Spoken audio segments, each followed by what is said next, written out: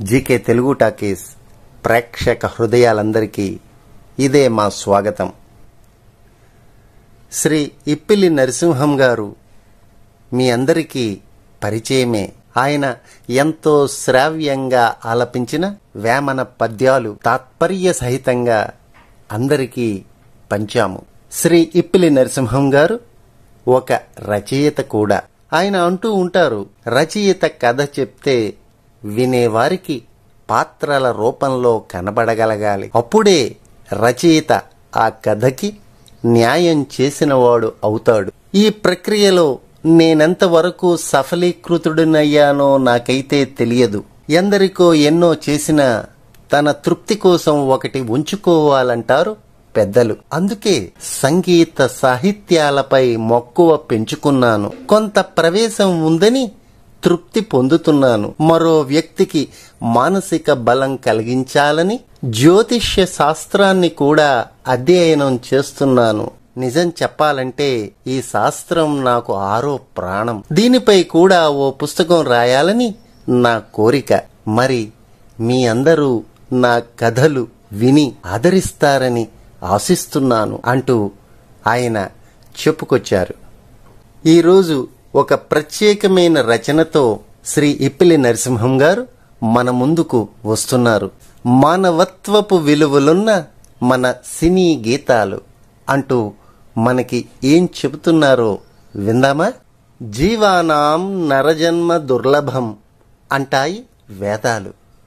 అంటే మనిషి కంటే మహోన్నతుడు మరి లేడని అర్థం. మనిషి జన్మకు సార్థకం చేసుకున్నా వ్యర్థం చేసుకున్నా అది ఆ మనిషి విజ్ఞానంలోనే ఉంది. సాటి మనిషి మీద మనిషికి నమ్మకం లేకపోతే ఆ వ్యక్తి భగవంతుడినైనా నమ్మడు. ఒక మనిషి వ్యక్తిత్వాన్ని, సున్నితత్వాన్ని సహృదయంతో అర్థం చేసుకున్న ఓ మనిషి మరో మనిషికి మహోన్నతునిగా తీర్చిదిద్దగలడు. ఇందుకు విజ్ఞానం పెంపొందించుకున్న ఆ మనిషి తన ఆత్మవిశ్వాసాన్ని పుష్కలంగా కాపాడుకోవాల్సిన బాధ్యత ఉంటుంది. నిజానికి తనకు తాను ఉన్నతునిగా అనుకున్న మరో మనిషి తక్కువగా అంచనా వేసిన తప్పే అంటాయి కొన్ని ధర్మ సూత్రాలు. సాటి మనిషిని ప్రేమించడానికి మనిషికి పుట్టుకతోనే సంస్కారం అలవడాలి. ఆ తరువాత సమాజ స్థితిగతులను గమనించి ఏది ఒప్పో ఏది తప్పో తెలుసుకుని మనగలిగినప్పుడు ఆ మనిషి మహోన్నతుడు కాగలడు. ఇంకా అసలు విషయానికి వస్తే చలనచిత్రాన్ని మాధ్యమంగా ఉపయోగించుకుని మనిషిలోని ఉన్నత విలువలను వెలికితీసే ప్రయత్నంలో మన సినీ కవులు కొందరు సంగీత సాహిత్యాలను ఆధారంగా తీసుకుని కొన్ని ఉన్నత విలువలు గల పాటలను అందించి మనిషికి ఎంతో మేలు చేశారు. నిజానికి చలనచిత్ర కథకు సంబంధించి ఆ పాటలను రాసిన తరతరాలుగా మనిషి నుదిటి రాతను సవ్యమైన మార్గంలో నడిపించే ప్రక్రియగా ఆ పాటలు ఉపయోగపడ్డాయి, పడుతున్నాయి, పడబోతాయి. ఓ చలన చిత్రంలో ఓ సినీ కవి ఏమన్నాడో గమనిద్దాం. మనిషై పుట్టినవాడు కారాదు మట్టి బొమ్మ, పట్టుదలే ఉంటే కాగలడు మరో బ్రహ్మ. కృషి ఉంటే మనుషులు ఋషులవుతారు, మహాపురుషులవుతారు. తరతరాలకు తరగని వెలుగవుతారు, ఇలవేలుపులవుతారు. అలాగే మరో చిత్రంలో మరో కవి మనిషి శక్తి సామర్థ్యాలను పొగుడుతూ ఇలా అన్నాడు. హిమాలయంపై జెండా పాతెను, హిమాలయంపై జెండా పాతెను, ఆకాశంలో షికార్లు చేసెను, అయినా మనిషి మారలేదు, అతని కాంక్ష తీరలేదు. నిజానికి కాలం మన కోసం ఆగదు. ఆ కాల గమనంలో సగం నిద్రలోనే గడిచిపోతుంది. మిగతా కొద్ది కాలంలో కొంత వ్యక్తిగత అవసరాలకు హరించుకుపోతుంది. ఆ మిగిలిన కొద్ది సమయంలోనే తన విజ్ఞానానికి పదును పెట్టి ఎన్నో అద్భుతాలను సాధించారు మానవులు. అదే మాట మరో కోణంలో ఇంకో కవి ఈ విధంగా మనందరికీ పాట రూపంలో తెలియజేశాడు. జీవితమున సగభాగం నిద్దురకే సరిపోవు, జీవితమున సగభాగం నిద్దురకే సరిపోవు, మిగిలిన సగభాగం చిత్తశుద్ధి లేకపోవు. అతి నిద్రాలోలుడు తెలివిలేని మూర్ఖుడు, అతి నిద్రాలోలుడు తెలివిలేని మూర్ఖుడు, కర్తవ్యంగానలేక వ్యర్థంగా చెడతాడు. మత్తు వదలరా నిదుర, మత్తు వదలరా.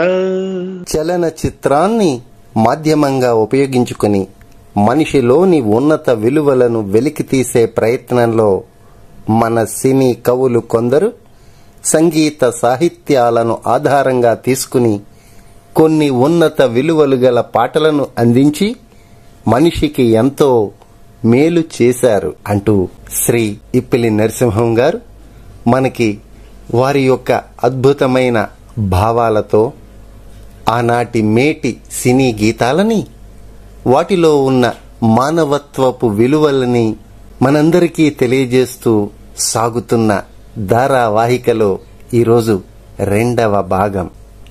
ఒక వ్యక్తి నిరాశ నిస్పృహలతో స్వశక్తికి పదును పెట్టకుండా తను పనికిరాని వాడినని, బలహీనుడనని డీలా పడిపోతున్న సమయంలో ఓ కవి అతని భుజంపై చేయి వేసి, అగాధమౌ జలనిధిలోన ఆణిముత్యమున్నటులే, శోకాన మరుగున దాగి సుఖమున్నదిలే. అగాధమౌ జలనిధిలోన ఆణిముత్యమున్నటులే, శోకాన మరుగున దాగి సుఖమున్నదిలే.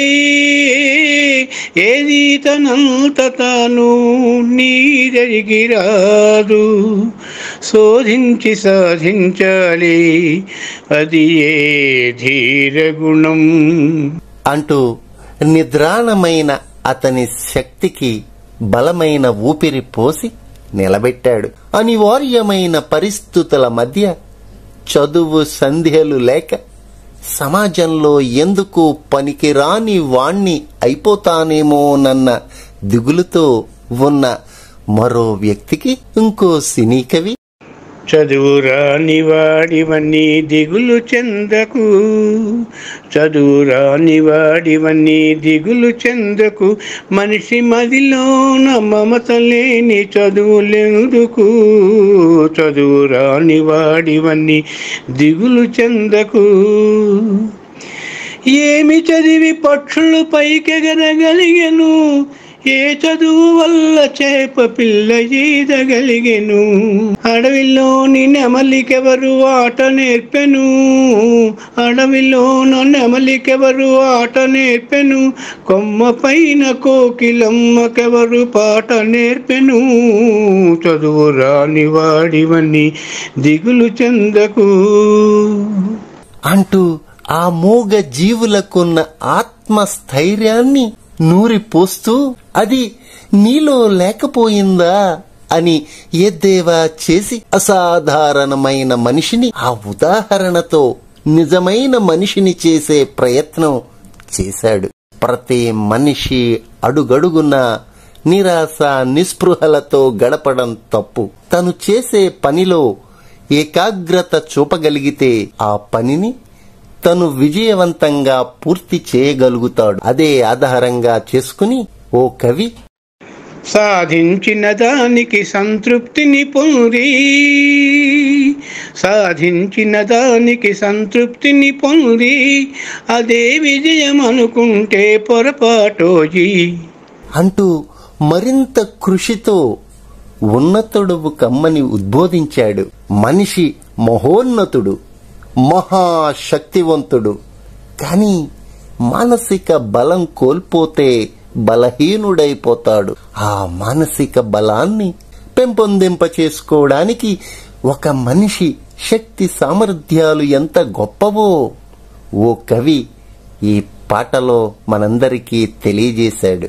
చంద్రలోకమైన దేవేంద్రలోకమైన, చంద్రలోకమైన దేవేంద్రలోకమైన, బొందితో జయించి మరల భువికి తిరిగి రాగలిగే మానవుడే మహనీయుడు, మానవుడే మాననీయుడు. సృష్టికి ప్రతి సృష్టి చేయు విశ్వామిత్రుడు నరుడే, సృష్టికి ప్రతి సృష్టి చేయు విశ్వామిత్రుడు నరుడే, జీవకోటి సర్వములో శ్రేష్టతముడు మానవుడే, మానవుడే మహనీయుడు, మానవుడే మాననీయుడు. మనిషికి ఉంటాయి 6 కోణాలు. ఆ కోణాలు కోరిక, కోపం, స్వార్థం, గర్వం, అసూయ, ద్వేషం. ఈ 6 మంచి శక్తిగల గుర్రాల వంటివి. వాటి పరుగులకు ఏ కళ్ళేలు చాలవు. వాటిని అదుపులో ఉంచుకునే ఒకే ఒక కళ్ళెం మనసు.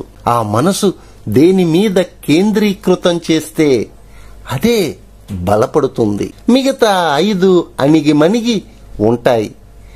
ఆ ఒక్కటి ఎంచుకోవడం మనిషి విధి. ఆ ఒక్కటి అసూయగా తీసుకుంటే అయ్యో అతనంతటి వాణ్ణి నేనెందుకు కాలేకపోయాను అని మరికొన్ని విజయవంతమైన పనుల వైపు పరుగులు తీస్తారు. ఓ సినీ కవి ఓ పాటలో కోపం కోసం ఈ విధంగా చెప్తున్నాడు. వెలుగుతున్న సూర్యుణ్ణి మబ్బు మూయును, వెలుగుతున్న సూర్యుణ్ణి మబ్బు మూయును, మనిషి తెలివి అనే సూర్యుణ్ణి కోపం మూయును, మనిషి తెలివి అనే సూర్యుణ్ణి కోపం మూయును. గాలి వీచ మబ్బు తెరలు తొలగిపోవులే, గాలి వీచ మబ్బు తెరలు తొలగిపోవులే, మాట కలుపుకున్న మౌనమే మాయమగునులే, మాట కలుపుకున్న మౌనమే మాయమగునులే అంటూ కోపంతో ఉండే అనర్థానికి విరుగుడు చెప్పకనే చెప్పాడు. ఇంకా ద్వేషం గురించి మరో సినీ కవి మంచిని మరచి వంచన చేసి నరుడే ఈనాడు వానరుడైనాడు, మంచిని మరచి వంచన చేసి నరుడే ఈనాడు వానరుడైనాడు, వానరుడైనాడు అని బాధపడుతూ కోపం ఆభరణంగా పెట్టుకుని నువ్వు రాక్షసుడివి కావద్దని హెచ్చరించాడు. లేనిపోని కోరికలతో ఒక మనిషి మూర్ఖుడైపోతే ఓ సినీ కవి బుడగ వంటి బ్రతుకు ఒక చిటికెలోన చిటుకు, బుడగ వంటి బ్రతుకు ఒక చిటికెలోన చిటుకు, ఇది శాశ్వతమని నమ్మే ఊరా, ఇది శాశ్వతమని నమ్మే ఊరా, నువ్వు దరిజేరే దారి నడగరా, నువ్వు దరిజేరే దారి నడగరా, ఓ మానవుడా హరినామం మరవవద్దురా, ఓ మానవుడా హరినామం మరవవద్దురా. బుడగ వంటి బ్రతుకు ఒక చిటికలోన చితుకు, ఇది శాశ్వతమని నమ్మావురా అంటూ ధైర్యాన్ని ప్రదర్శించి అతనిలో జ్ఞాన జ్యోతిని వెలిగించి ఆ వెలుగులో సత్యాన్ని గమనించమన్నాడు. ఒక వ్యక్తి చాలా పెద్దవాడినని, ఆస్తి పరుడనని, తనకెవరూ సాటి రారని మదంతో రెచ్చిపోతుంటే వారి ముఖంలో చిన్న పిల్లలకున్న అజ్ఞానాన్ని గమనించి సున్నితంగా ఏడుస్తున్న పిల్లలకు చిన్న చిన్న ఆట వస్తువులను ఇచ్చి సముదాయించినట్టు గర్వాన్ని అణచడానికి బాణాసంచాను ఉపయోగించి ఎంత గొప్ప గీతం ఆయన వ్రాశారో వినండి. జీవితం క్షణికమని చిచ్చుబుడ్డి చెబుతుంది. జీవితం క్షణికమని చిచ్చుబుడ్డి చెబుతుంది. గువ్వల్లే ఎగరాలని తారాజువా చెబుతుంది. నిప్పుతోటి చెలగాటం ముప్పు తెచ్చి పెడుతుందని. నిప్పుతోటి చెలగాటం ముప్పు తెచ్చి పెడుతుందని తానందుకు సాక్ష్యమని టపాకాయ చెబుతుంది అంటూ అందంగా చెప్పి అతని మనోగమనాన్ని మరోవైపు మరల్చగలిగాడు. నిజానికి అన్ని తరాలలోనూ మనిషి మరో మనిషిని హింసిస్తూనే ఉన్నాడు. అది అతనిలో మరో మనిషిపై ఉన్న అవగాహన లోపం. ఆ లోపం పేరే స్వార్థం. ఆ స్వార్థంలోనే కొందరు కోట్ల రూపాయలు గడించి విలాసవంతమైన జీవితం గడుపుతూ సాటి మనిషి శక్తి సామర్థ్యాలను తప్పుడు అంచనాలు వేస్తున్న ఆ మనిషి మత్సరాన్ని అనగదొక్కే ప్రయత్నంలో మరొక సినీ కవి ఈ విధంగా: పువ్వెందుకు పుడుతుంది తీగపై, జడలోనో గుడిలోనో నిలవాలని, ముత్యమేల కడలిలో పుడుతుంది, ముచ్చటైన హారంలో మెరవాలని. ప్రతి మనిషి తన జీవిత పరమార్థం తెలుసుకుని, ప్రతి మనిషి తన జీవిత పరమార్థం తెలుసుకుని, తన కోసమే కాదు పరుల కొరకు బ్రతకాలి. తానున్నా లేకున్నా, తానున్నా లేకున్నా తన పేరు నిలవాలి. ఇలా చెప్తూ ఎంతో ధైర్యాన్ని నూరిపోశాడు. ఇంకా మరో కవి ఇదే సందర్భంలో ఇంకో మాట కూడా అన్నాడు: తనకు తాను సుఖపడితే తప్పుగాకున్నా, తనకు తాను సుఖపడితే తప్పుగాకున్నా, తన వారిని సుఖపెడితే ధన్యతవో నాన్న.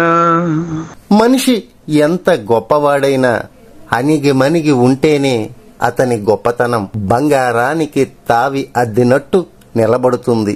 ఈ సందేశాన్ని ఓ సినీ కవి ఈ పాటలో మనందరికీ అందించాడు. అణిగిమణిగి ఉండేవారే అందరిలోకి ఘనులు, అణిగిమణిగి ఉండేవారే అందరిలోకి ఘనులు. దొడ్డమానులు కూల్చు తుఫాను గడ్డి పరకను కదల్చగలదా, దొడ్డమానులు కూల్చు తుఫాను గడ్డి పరకను కదల్చగలదా. చిన్ని చీమకు చక్కెర దొరుకును గొప్ప మనిషికి ఉప్పే కరువు, చిన్ని చీమకు చక్కెర దొరుకును గొప్ప మనిషికి ఉప్పే కరువు. ఆ విధంగా హెచ్చరించాడు కూడా. మరో సినీ కవి మరో కోణంలో: మౌనంగానే ఎదగమని మొక్క నీకు చెబుతుంది, ఎదిగే కొద్దీ ఒదగమని అర్ధమందులో ఉంది. మౌనంగానే ఎదగమని మొక్క నీకు చెబుతుంది, ఎదిగే కొద్దీ ఒదగమని అర్ధమందులో ఉంది. అపజయాలు కలిగిన చోటే గెలుపు పిలుపు వినిపిస్తుంది, అపజయాలు కలిగిన చోటే గెలుపు పిలుపు వినిపిస్తుంది. ఆకురలు నిలాడిన చోటే కొత్త చిగురు కనిపిస్తుంది, ఆకులన్నీ రాలిన చోటే కొత్త చిగురు కనిపిస్తుంది అని చెబుతూ ఒక గొప్ప వ్యక్తిత్వాన్ని తెలియచేయగలిగాడు. దేవుడు వేరే రూపంలో ఉండడు. నీలోని శక్తి సామర్థ్యాలే భగవత్ స్వరూపాలు. ఇదే సత్యాన్ని ఓ పాటలో ఈ విధంగా మనందరికీ తెలియజేస్తున్నాడు. చుట్టుముట్టు ఆపదలను మట్టుబెట్టబోనుమురా, చుట్టుముట్టు ఆపదలను మట్టుబెట్టబోనుమురా. పిరికితనము కట్టిపెట్టి ధైర్యము చేపట్టుమురా, పిరికితనము కట్టిపెట్టి ధైర్యము చేపట్టుమురా. కర్తవ్యం నీ వంతు కాపాడుట నా వంతు, కర్తవ్యం నీ వంతు కాపాడుట నా వంతు. చెప్పడమే నా ధర్మం, వినకపోతే నీ కర్మం అంటూ మనిషి అజ్ఞానం నుండి విజ్ఞానంలోకి పరకాయ ప్రవేశం చేయకపోతే ఏ భగవంతుడు కాపాడలేక చేతులెత్తేస్తారు సుమా అని హెచ్చరించాడు. తనకెంత చెప్పినా మానవత్వపు విలువలు తెలియని మనిషికి ఓ శాస్త్ర పరిజ్ఞానంతో, వేదాంత పరిజ్ఞానంతో అందమైన జీవితం ఏ విధంగా చిన్నాభిన్నమైపోతుందో ఈ పాటలో చెబుతున్నాడు. అందమైన జీవితము అద్దాల సౌధము, అందమైన జీవితము అద్దాల సౌధము, చిన్న రాయి విసిరినా చెదిరిపోవును, ఒక్క తప్పు చేసిన ముక్కలే మిగులును. అందమైన జీవితము అద్దాల సౌధము,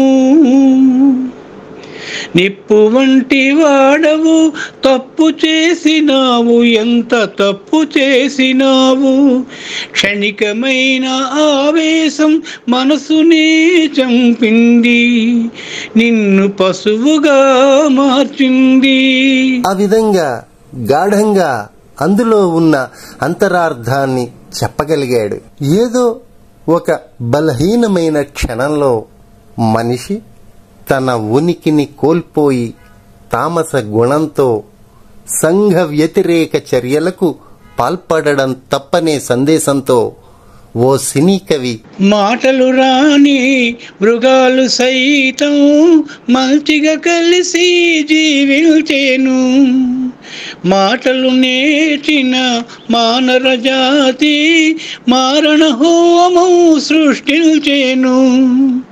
మనిషే పెరిగి మనసే తరిగి, మనిషే పెరిగి మనసే తరిగి, మమతే మరిచాడు మానవుడు, నీవేల మార్చవు అంటూ సున్నితంగా అది తప్పు అని ఉద్బోధించాడు. అంతేనా? మనిషి అనేవాడు ఎలా ఉండాలో అదే కవి ఒక పాటలో ఈ విధంగా సెలవిచ్చాడు.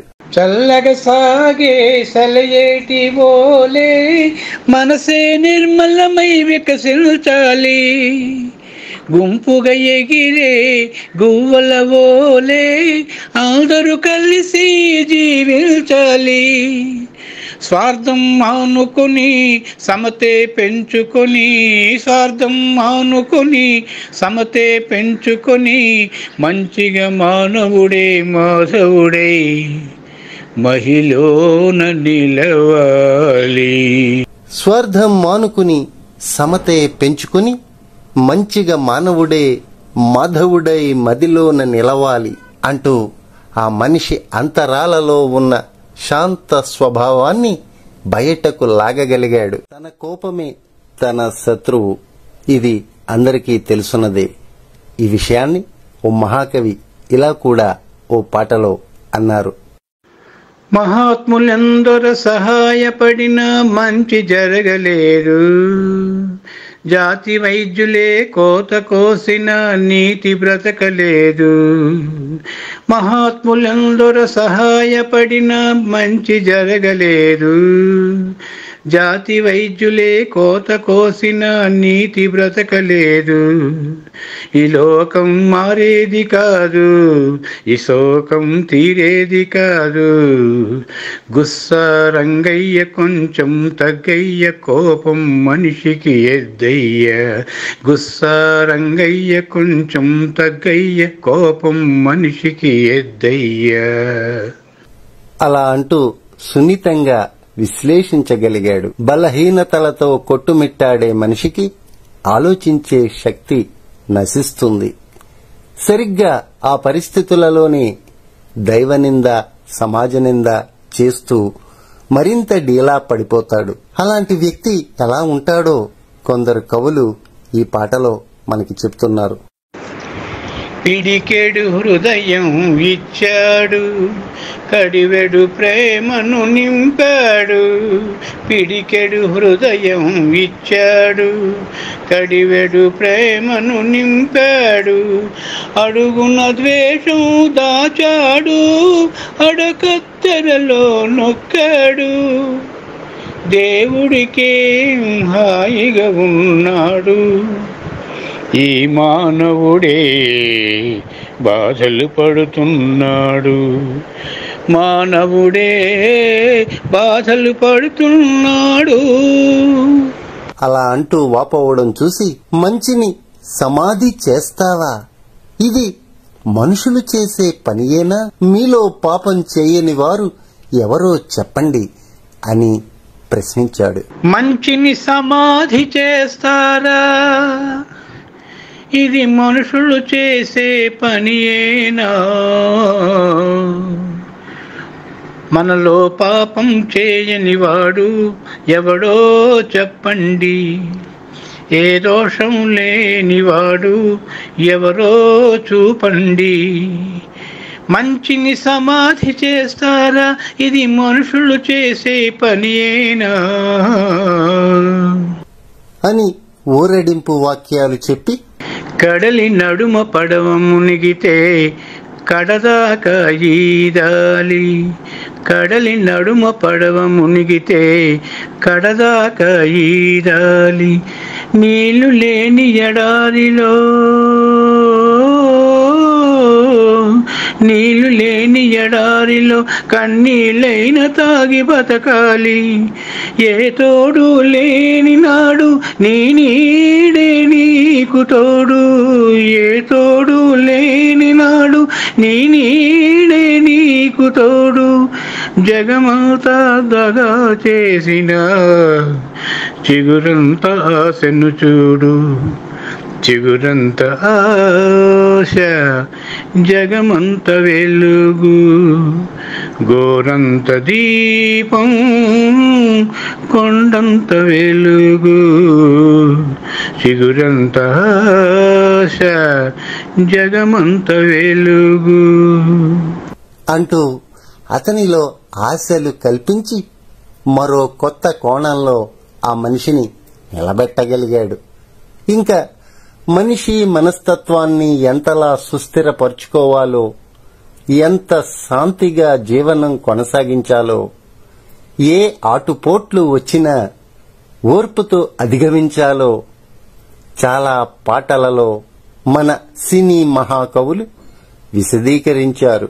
వాటిని మనం అర్థం చేసుకుని ఆచరిస్తే సుఖ జీవన మార్గంలో ప్రయాణించగలుగుతాం. నిజమే కదా? మహాసరస్వతి ప్రసాదించే సాహిత్యం అనే కళ ద్వారా ఇంకెందరో మహాకవులు ఎన్నో పాటలు రాశారు. సాధారణంగా మహనీయులైన మహాకవుల దగ్గర ఉన్నవి అస్త్రశస్త్రాలన్నీ అక్షరాలే. విశాలమైన సంద్రంలో రత్నగర్భ ఉన్నట్టే వారి హృదయాంతరాలలో అక్షరాలు ఒకదానికి ఒకటి ఢీకొని ఆణిముత్యాల్లాంటి పద ప్రయోగాలు చేస్తూ అద్భుతాలు సృష్టిస్తాయి. వాటిలో కొన్నింటిని ఆయుధాలుగా చేసుకుని సాటి మనిషిని సాన పెట్టడానికి ఉపయోగించుకుంటుంటారు. ఆ మహనీయుల కలం చేసే విన్యాసాలను గళం ద్వారా పాటల రూపంలో ప్రకటించే ఆ సరస్వతి మానస పుత్రులు నిజంగా దైవాంశ సంభూతులే. వారి పాదాల చెంత వేయడానికి ఏ ప్రకృతి పుష్పాలు, స్వర్ణ పుష్పాలు చాలవు. అరమోడుపు కనుల మధ్య ఆనందమయ జీవనాన్ని మలుచుకునే సమయంలో పుట్టిన వెచ్చటి 2 కన్నీటి బొట్లు రాల్చగలిగితే మన జన్మ సార్థకమైనట్టే. సెలవు. మీ ఇప్పిలి నరసింహం. అయ్యా నరసింహం గారు, ఎంతో అద్భుతంగా మనిషి మనసు, నడక నడత, జీవనం, జీవిత ప్రయాణం, ఇలా ఎన్నో దశలలో మనిషికి స్ఫూర్తినిచ్చే అద్భుతమైన నాటి మేటి మహాకవుల సినీ గీతాలలోని అర్థాలని మాకు విడమరిచి వివరించి మీ అద్భుతమైన విశ్లేషణ ద్వారా మా అందరికీ పంచినందుకు మీకు పాదాభివందనం చేస్తున్నాను.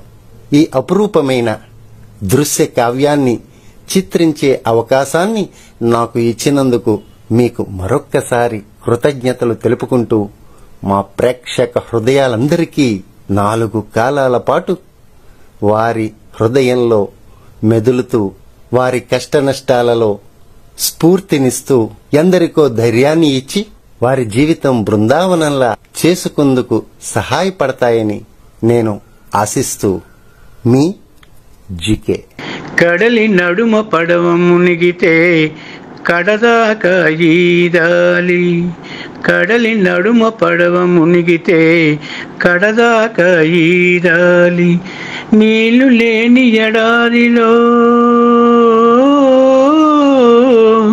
నీళ్లు లేని ఎడారిలో కన్నీళ్ళైన తాగి బతకాలి, ఏ తోడు లేని నాడు నీ నీడే నీకు తోడు, ఏ తోడు లేని నాడు నీ నీడే నీకు తోడు, జగమంతా దగా చేసిన చిగురంతా ఆశను చూడు, చిగురంత ఆశ జగమంత వెలుగు.